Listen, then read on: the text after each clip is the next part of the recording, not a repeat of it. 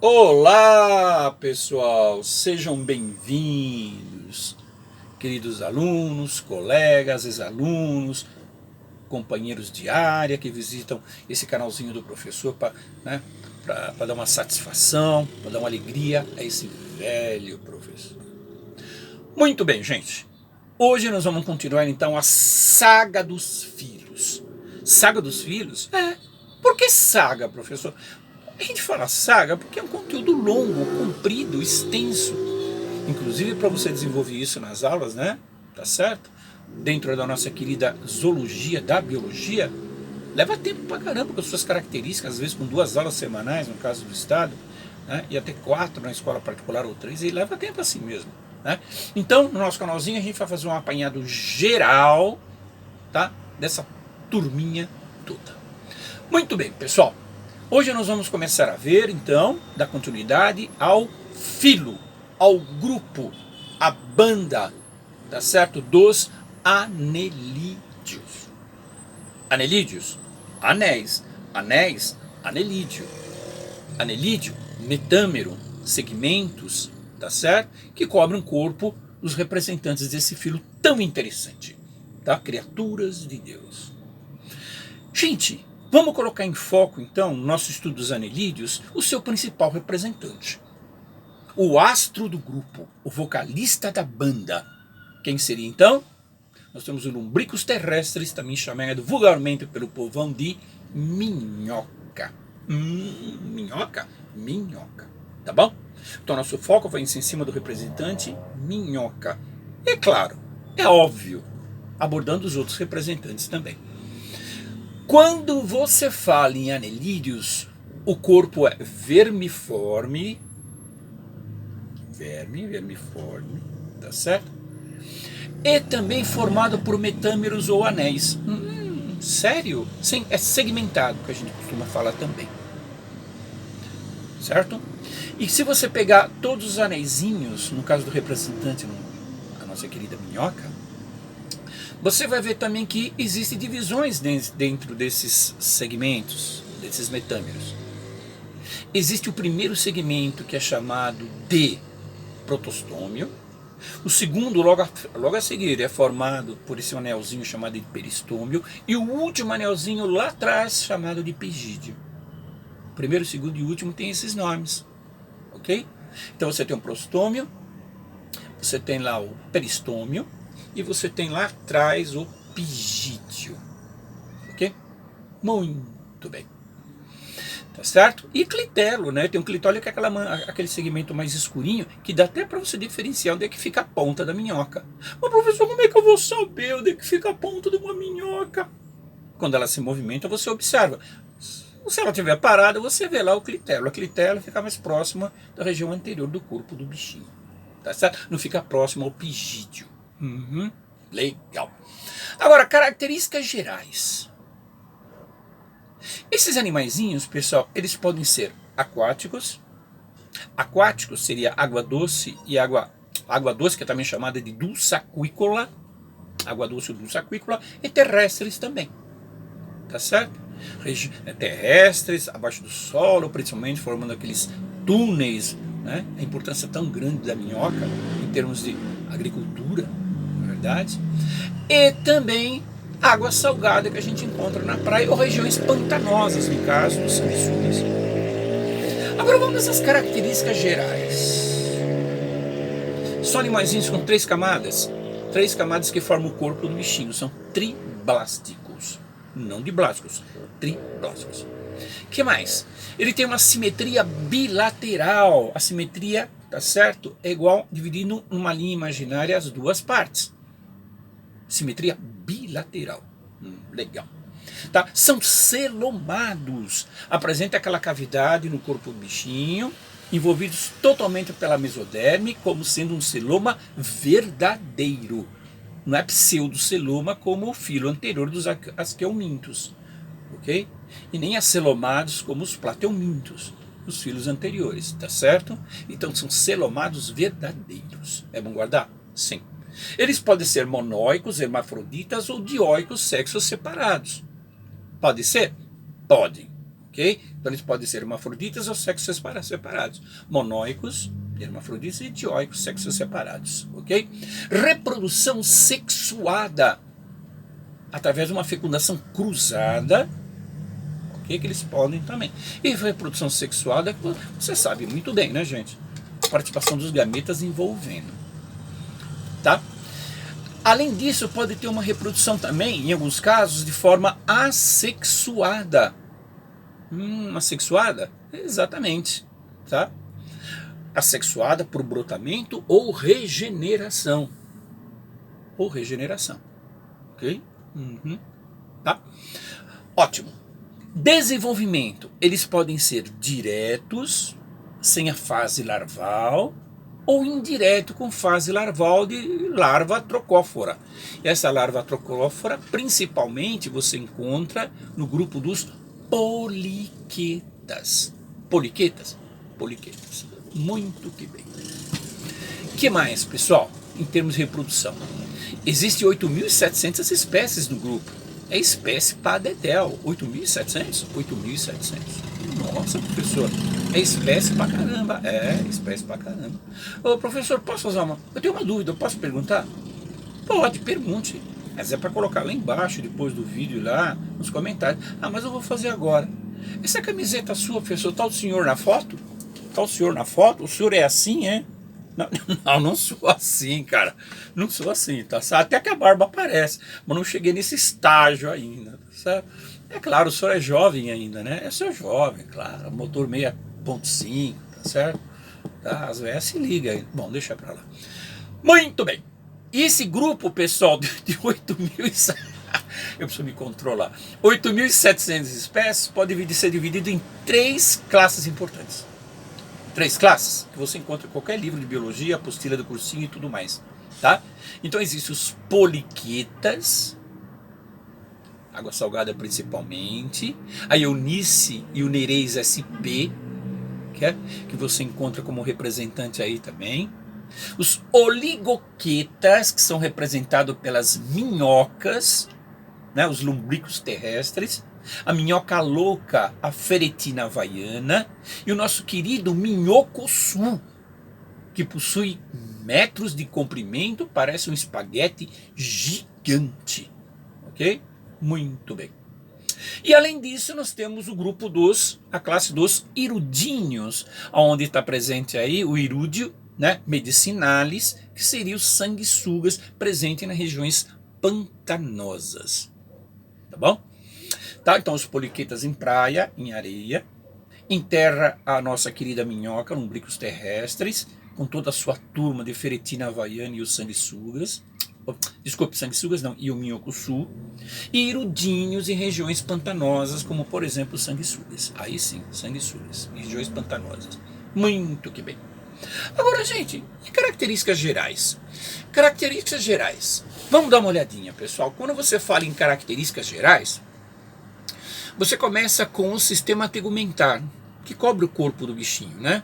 Então o sistema tegumentar, ele apresenta uma epiderme simples, tá? Sensorial, dotado de glândulas importantíssimas, mucossensoriais. Mucossensoriais, exatamente, tá? E formado por uma cutícula, pelinha, bem permeável. Ótimo. Quando você observa em termos de sistema tegumentar, você vê, por exemplo, tá certo? No caso das minhocas, oligoquetas, né? Vale a pena até você lembrar disso, né? Quando você fala em oligoquetas, você lembra o seguinte: oligo, poucas, queta, cerda, poucas cerdas. Tá? Então as minhoquinhas têm poucas cerdas, poucos pelinhos. Poliquetas, poli significa muitos, quetas, cerdas, muitas cerdas. No caso, por exemplo, né, da Eunice, tá certo? E Nereis sp. Irudinhos, no caso das sanguessugas, é sem cerdas. Então cada nome esquisito desse tem um significado, ok? Muito bem. Gente, sistema muscular. No sistema muscular, pessoal, tá certo? Abaixo da epiderme, você encontra um músculo chamado de músculo dermático. E esse músculo dermático, ele fica logo abaixo da epiderme, tá? Ele cobre, tá certo? Ele forma a parede corpórea do animalzinho. Ele forma a parede corpórea do animalzinho, esse músculo dermo, tá certo? Dermático, né? Músculo dermático, exatamente, tá? Celoma. O celoma desses bichinhos aí, pessoal, é um celoma verdadeiro, como o professor falou, que dá sustentação cheia de líquido celomático ao corpo do bichinho. Lembrando que ele é totalmente invertebrado. Tá? Sistema digestório do animalzinho é completo, de boca a ânus. No caso da minhoca, por exemplo, que é o nosso foco de estudo dentro do grupo. Então você tem a boca, a faringe, o esôfago, que é dotado de papo e moela, com músculo poderoso de trituração, o intestino e o ânus, que formam o corpo, tá, do bichinho em termos de sistema digestório. Boca, ânus, é completo. Tá bom? Sistema circulatório, pessoal, é fechado, não é um sistema circulatório aberto, não é lacunar, é fechado, com 2 vasos sanguíneos, dorsal e ventral. Isso é importante você guardar, ok? Sistema circulatório é fechado com 2 vasos sanguíneos, dorsal e ventral, em relação ao tubo digestório, tá bom? Isso é importante você guardar, tá? O sangue, ele possui, o plasma do sangue, né, possui amebócitos, tá? E pela primeira vez, hemoglobina. Hemoglobina? Hemoglobina. Aquela proteína dos glóbulos vermelhos, hemoglobina, exatamente, que se liga ao ferro, ao oxigênio, exato, tá certo? Então a hemoglobina está presente pela primeira vez, tá certo? No grupo dos anelídeos. Amebócito no plasma e hemoglobina também junto. É importante saber? É importante saber. Sistema respiratório é cutâneo, tá certo? Tá? Só que em espécies como as poliquetas, tá? Existe a presença de brânquias presentes aí também, tá? Então, no caso das minhoquinhas, que é o nosso foco de estudo, tá? É cutânea, e em poliquetas existem as brânquias em termos de respiração. Legal. Sistema excretor desses bichinhos. Sistema excretor. Ô professor, dá um tempinho aí. Não, a gente não pode. O tempo está correndo aí. A gente precisa, obviamente, concluir a nossa aula. Tá? Então foi o seguinte, professor, bebe aquela água do senhor para me respirar um pouquinho e assimilar essas informações, que são muitas. Tá ligado? Deixa eu beber minha água aqui.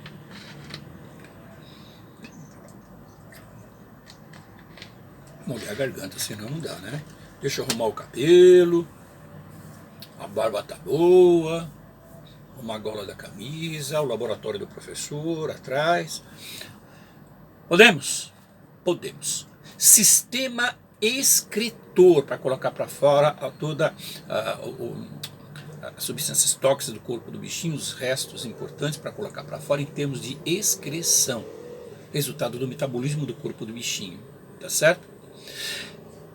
O sistema excretor, pessoal, é feito através de nefrídeos. Olha só, nefrídeos, sistema excretor dos anelídeos, semelhante aos nossos rins. É importante guardar? É importante guardar isso. Olha, professor, é semelhante aos nossos rins? É semelhante. Nós temos dois? Temos dois. Localizados na frente? Não, nas costas. Na região lombar, um pouquinho acima, tá certo?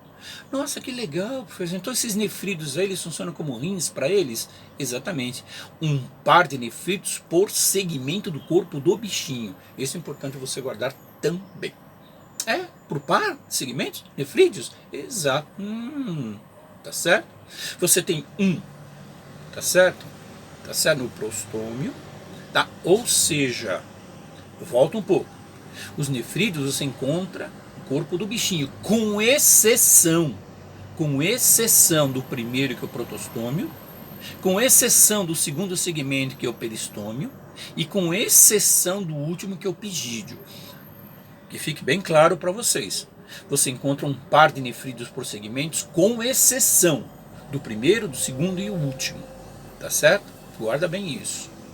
Os nomes você precisa guardar também. O prostômio, que é o primeiro, né? É o peristômio, que é o segundo, e o último, que é o pigídeo. Sistema nervoso é ganglionar, com gânglios, 2 gânglios cerebrais. Precisa? Precisa guardar. 2 gânglios cerebrais é ganglionar? Ganglionar, tá certo? E um gânglio enorme, gigante, tá certo? É o chamado gânglio subfaríngeo, ligado então, tá certo? Né? Ao redor da faringe do animal. Então, pera um pouquinho, professor, deixa eu ver se entendi. Então é ganglionar por 2 gânglios cerebrais. Fora isso, existe um gânglio grande, é o gânglio subfaríngeo, ligado, tá certo? Né? Ao redor da faringe do bichinho. Exatamente. É isso. Ok? Agora, gente, as minhocas, vale a pena colocar isso? Vale a pena fazer essa observação? As minhocas, elas têm células táteis, foto e quimiorreceptoras no epitélio do corpo do bichinho, principalmente nos primeiros segmentos, né? Então, táteis, ela fica tateando, tá? E fotorreceptora, luminosidade, e quimiorreceptoras também, principalmente na parte da frente dos primeiros segmentos. O bichinho, ela andar contraindo sua musculatura e metâmeros e sentindo então aquilo que está na frente dela. Olha que interessante. Nossa, que bacana, né? É bacana, gente. A gente precisa preservar os bichinhos. Tem gente que não está nem aí, né? Quando você olha uma formiguinha pequenininha, quando você olha uma minhoquinha, o corpo é altamente complexo, como vocês estão vendo aí. Existe cheio de detalhes, cheio de estruturas que dão vida ao corpo do bichinho. E é tão difícil biologicamente você definir vida, né? Então, uma formiguinha, um besourinho, tá certo? Uma minhoquinha, ela tem vida, e isso é difícil de definir. É tão valioso, mas tão valioso a vida, que as pessoas não entendem isso, né? Maltrata os bichinhos e mata os bichinhos, assim como se fosse um pedaço de folha que cai do pé, aquela folha seca que cai, tá certo? No chão, que fica toda fragmentada. Não é assim, precisa dar valor a toda forma de vida, né? Porque vida é difícil de você definir, tá certo? Vida é tudo. Continuando, gente. Habitats. Locais onde vivem, então, os anelídeos. Podem ser aquáticos, como o João falou, água salgada e dulce aquícola, que seria água doce, e terrestres. Importância enorme na adubação do solo, na composição química, na reposição de materiais. Hoje em dia, pessoal, nossa, minhoca faz aeração no solo, canaizinhos para ventilação, reposição de minérios, tá certo? O humus no solo, através de suas excretas, é importante. Ok? Existem alguns locais do mundo onde, por exemplo, a Eunice, né, que seria lá um poliqueto que serve de alimentação para alguns locais. Na ilha Samoa, por exemplo, comem lá os poliquetas. Tá? Antigamente os sanguessugas eram utilizados para fazer sangrias, né, no século XIX, no século XVIII. Né? Então vale a pena você guardar a importância desses animaizinhos aí, em termos de alimentação, em termos do meio ambiente, tá certo? De manutenção do meio e tudo mais. Ok? Então nós vimos hoje o que, pessoal? O grupo dos anelídeos, com seus representantes, suas classes, suas características em termos de sistema e tudo mais. Ok? Um grande beijo do professor. Qualquer dúvida vocês escrevam lá, tá certo? Nas linhas de comentário lá do YouTube, do canalzinho do professor, que a gente esclarece. Força os estudos, vai atrás disso, as coisas não caem em cima da sua mão, você precisa correr atrás, tá? Para você ter um futuro um pouco melhor, para você, para sua família, que você vai montar a sua família. Okay? Então um grande beijo para vocês, saúde para você, para sua família e para seus amigos, e um grande abraço do professor corintiano aí. Falou, mano. Até mais e até a próxima, até o próximo filho.